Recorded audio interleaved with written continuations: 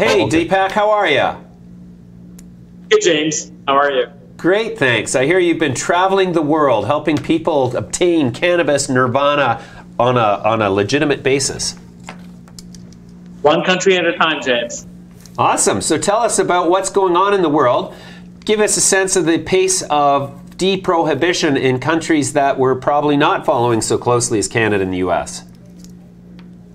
Yeah, I just got back from Thailand and from India, James, and there's certainly a lot happening in those two countries.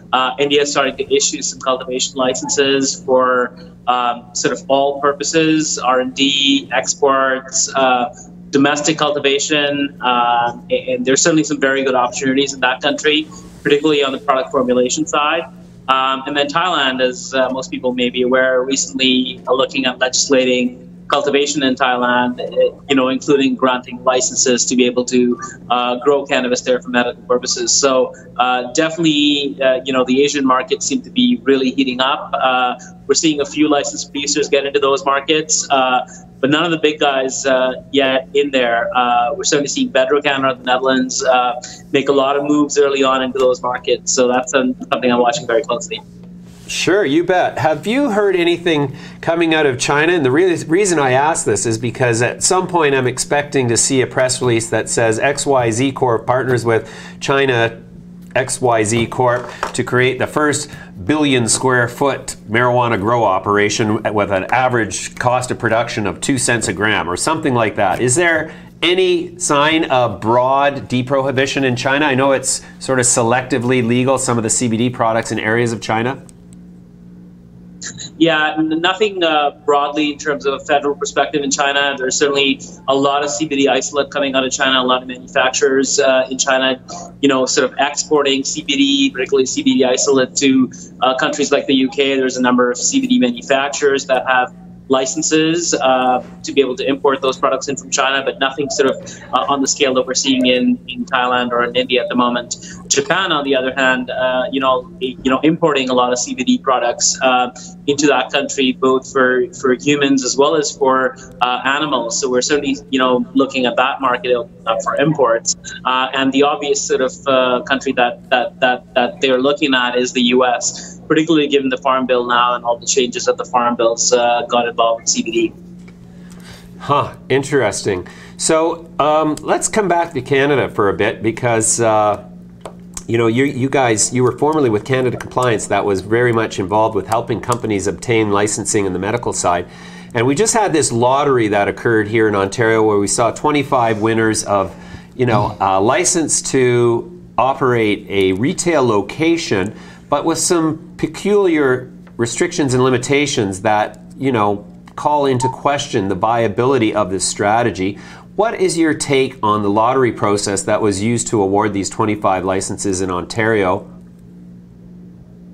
Yeah, I mean, the process itself clearly has a number of limitations in terms of the way it was sort of rolled out. I mean, the challenge is, a lot of people didn't get into this thinking that there was going to be these many restrictions in terms of restrictive covenants on transfer of licenses, on the ability to be able to partner up with some of these winners and start to sell products. So certainly a number of restrictions from that perspective in terms of those licenses, being transferred. And now what we're seeing is the AGCO is going to very aggressively start to sort of enforce transferability of licenses. So, that's a limitation that people weren't expecting. And a number of winners that have won this have actually never really run businesses ever. So for them to understand what the AGCO wants, in addition to transferring these licenses and getting businesses set up is proving quite challenging in many ways.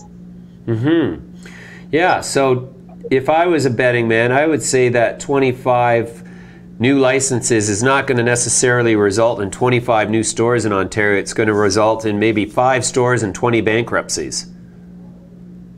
Absolutely, the AGCO also has a number of restrictive sort of things where if you're not able to run a store or get it up and running, there's severe penalties for people that have won these licenses and are unable to actually demonstrate. So we're certainly going to see a number of challenges in Ontario with the way that this lottery process has been sort of unfolding. Nonetheless, there's been a lot of interest with the winners. There's been all kinds of bidding wars taking place. I think the numbers that we're seeing being offered to some of these winners are absolutely, insane. I think in many cases, people haven't figured sort of into the fact that you really can't transfer some of these licenses. So despite what the business model looks like, and despite that you may want to offer millions of dollars in many cases to these winners, there's really not much that can be done. So I certainly think there's going to be a number of challenges with this model. And you're right, there's definitely going to be some bankruptcies as well.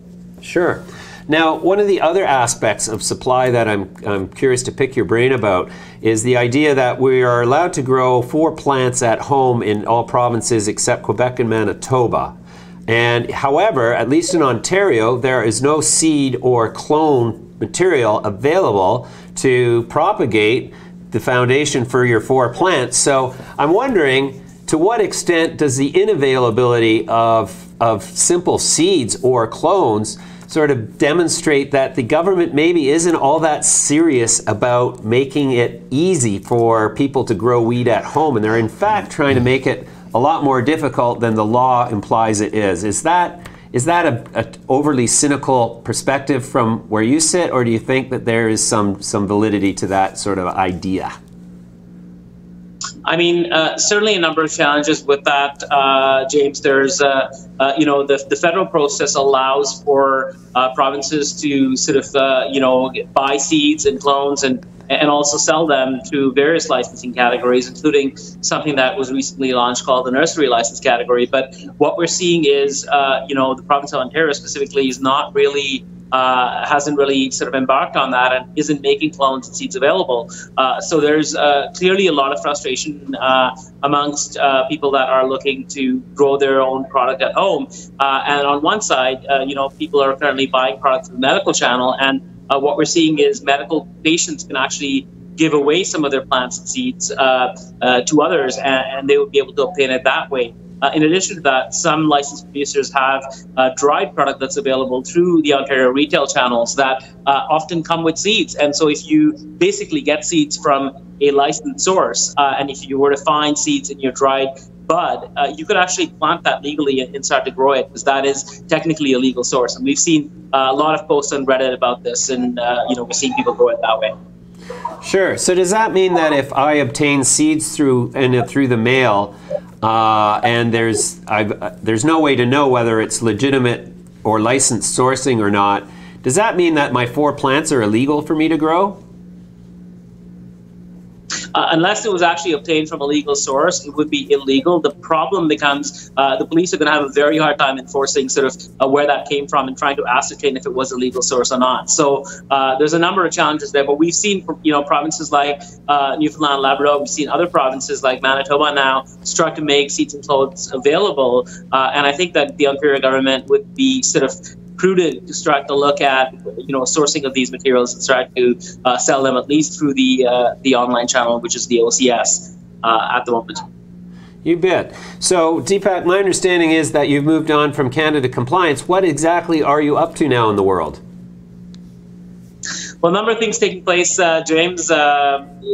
Some public companies being involved. I can't really say too much on that side, but we're definitely looking at the international markets. I'm looking at supply deals. Everyone's very focused on cultivation at the moment. Nobody's paying as much attention on supply and distribution. I'm certainly looking at that very closely, particularly in the European and international markets.